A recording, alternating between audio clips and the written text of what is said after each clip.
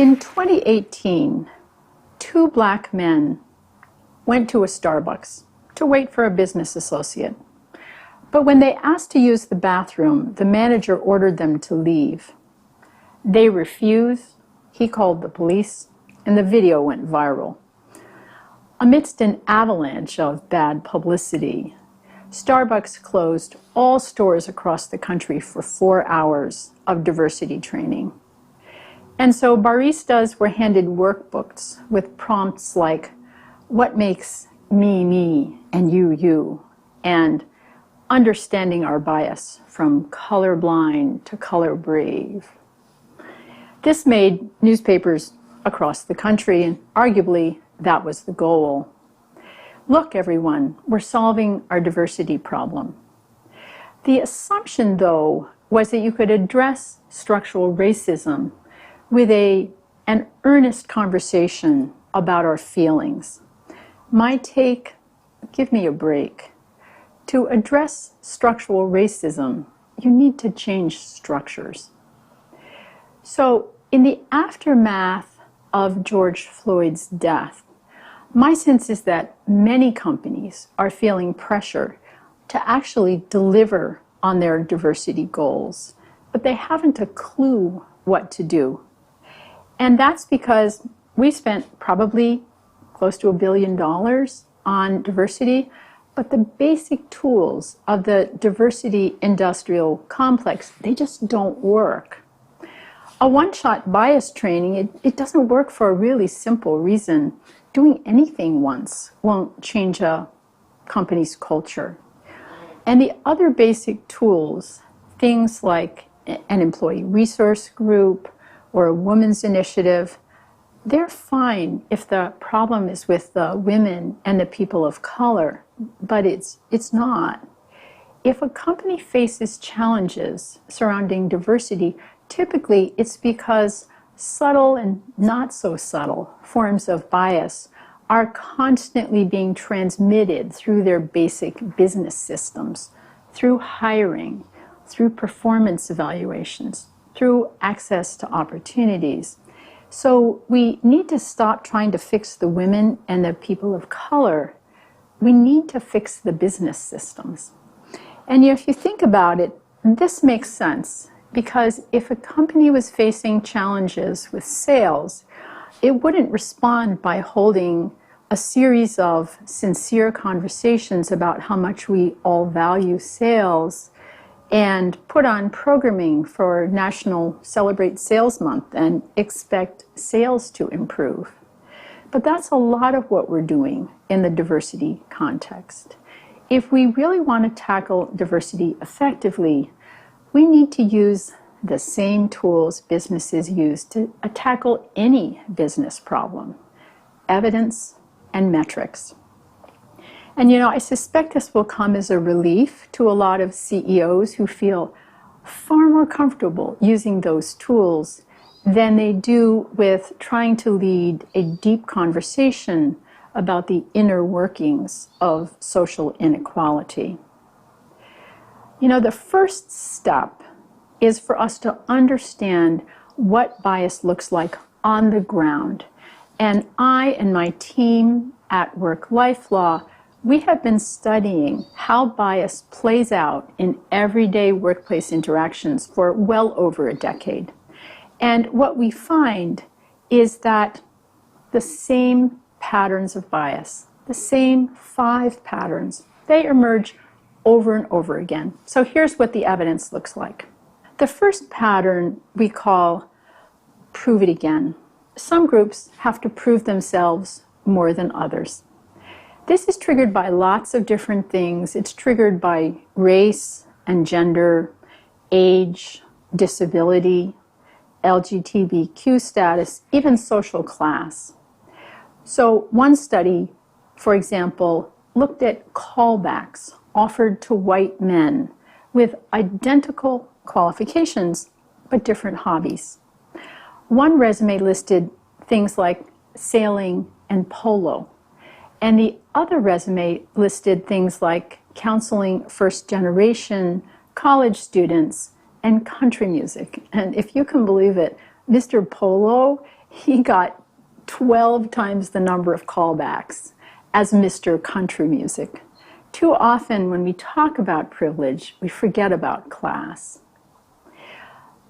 The second pattern is called the tightrope, and it reflects the fact that a certain in-group of white men just need to be authoritative and ambitious in order to succeed. But women walk a tightrope where they may be seen as abrasive if they're authoritative, but unqualified if they're not. And people of color who behave assertively often are written off as angry if they're Black, even hot-headed if they're Latinx, and sometimes as untrustworthy if they're Asian American. The next pattern we call the tug of war, and it reflects the fact that sometimes bias against a group fuels conflict within the group. So, for example, if there's room for only one woman or person of color, it's entirely predictable.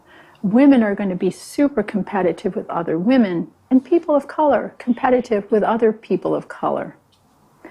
The fourth pattern of bias is actually the strongest form of gender bias, called the maternal wall.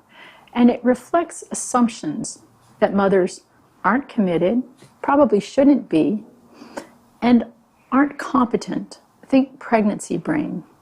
So mothers often find they have to prove themselves yet again when they return from maternity leave, and if they do, they may be seen as bad mothers and so as bad people and disliked.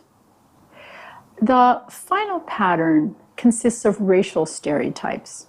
So Asian Americans again and again report that they're seen as a great match for technical skills, but lacking in leadership potential. And our studies show that Black professionals, again and again, report really high levels of isolation and often startling forms of disrespect.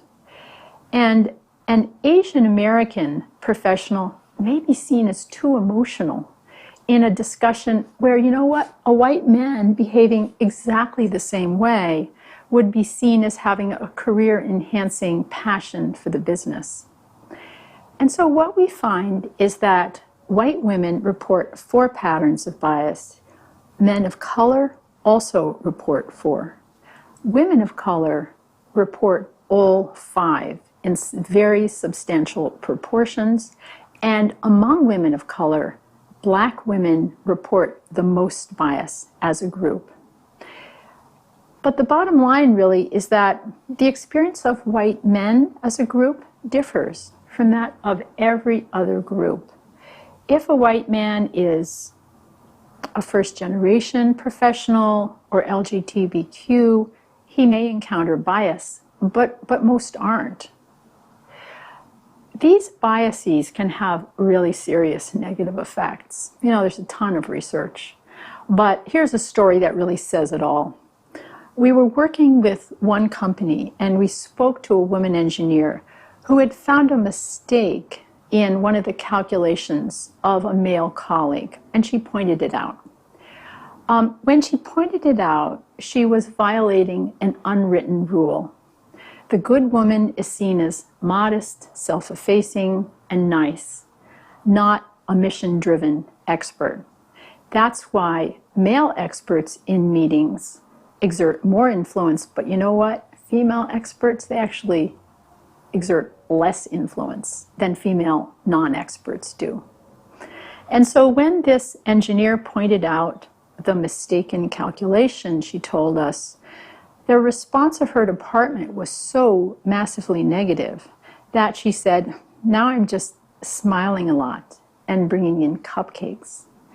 This company, by allowing gender bias to go unchecked, was literally jeopardizing their mission.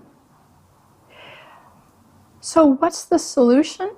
The solution is to use bias interrupters, new tools my team has developed that are evidence-based and metrics-driven. And I've just told you about a lot of the evidence.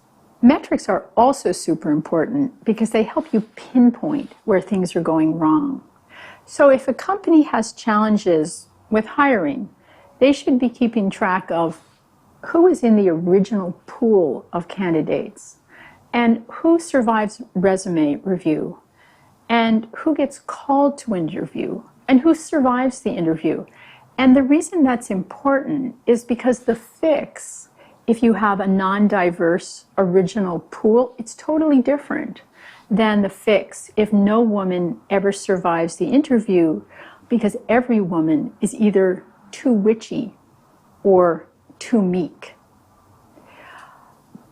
Metrics are also super important for another reason: to establish baselines and measure progress. If you use evidence and metrics, what we have found is that small tweaks can have really big effects. So we've worked with one company, for example, who asked us to look at their performance evaluations. And when we did, we found that only 9.5% of the people of color had leadership mentioned in their performance evaluations. That was 70 points lower than white women. And that was super important because, as you can imagine, mentions of leadership predicted advancement. And so we worked with them to do two simple things. First, we redesigned the performance evaluations form. And second, we helped them develop a simple 1-hour workshop that, among other things, projected actual comments from the prior year's performance evaluations and asked people a simple question: which of the 5 patterns of bias does this represent, or is it no bias? Just doing that, we found in year 2, 100% of the people of color had leadership mentioned in their performance evaluations. You know, at this company, white women, they had a different problem. Almost 20% had comments in their performance evaluations that they didn't really want to make partner. This was a partnership. And we suspected, you know, the women hadn't actually said that. It was just assumptions. And so in that 1-hour workshop, we told people, hey, don't say this unless you've actually had a conversation and as someone has told you they don't want to make partner. In year 2, only 1 woman got that comment, 1 woman in the entire company. And so what we find is that we have helped over 100 companies actually make progress towards their diversity goals. And there's growing evidence that these bias interrupters work. And the best thing about them is that they help every single group. So in this company I've been talking about, in year 2, people of color, they got wildly more constructive feedback. It was like a 30% jump. But white women, they got more constructive feedback too, and so did white men. If you design your systems based on evidence, it's going to help every single group. So the bottom line, if you think about it, your systems and your culture, they reflect the people you've already hired. So if you want to replicate that workforce into the future, definitely keep on doing exactly what you're doing. But if you don't, if you actually want to make progress on diversity, equity, and inclusion, what we call DEI, my message to CEOs is reassuring. You already know what to do. Use standard business tools. Start from the evidence, gather metrics to establish baselines and measure progress, and keep at it until you achieve your goals. That's the new DEI playbook, and it works. Thank you.